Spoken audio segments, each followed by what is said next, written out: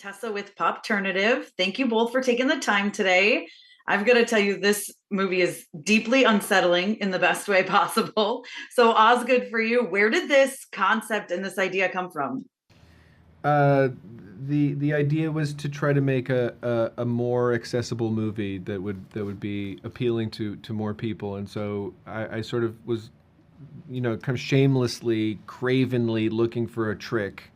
And the trick just was sort of like, well, what if you pretended to be remaking Silence of the Lambs? Like you sort of just, you invite the audience to sort of be like, oh, it's safe over here because it's that thing that you know already and that you've already validated and is one of the great things, and you feel good in that.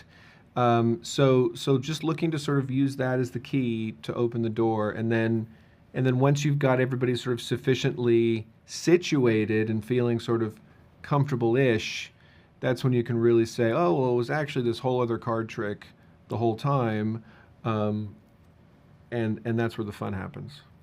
Absolutely. And Maika, for you, I mean, you're phenomenal in this. I love that you take the audience on this unsettling journey with you. But what was it about Longlegs that made you want to be a part of it?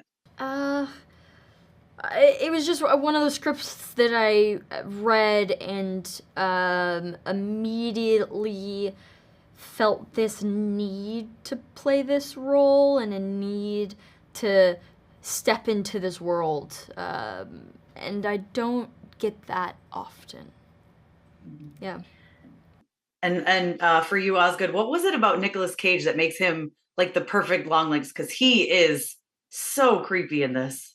Well, it starts with the fact that he's Nicolas Cage, right? Which is like, there's only one of those, and Nick is an incredibly deliberate, really finely tuned artist. He's really in command of what he's doing. He's incredibly focused.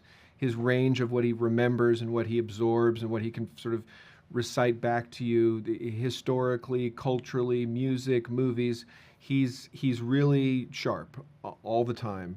And but of course he is. He's Nicolas Cage. You don't generate power like that from being a dud. Isn't that true?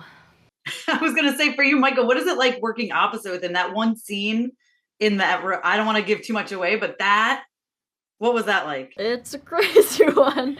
It was incredible. Just, I am genuinely such a massive fan of Nick.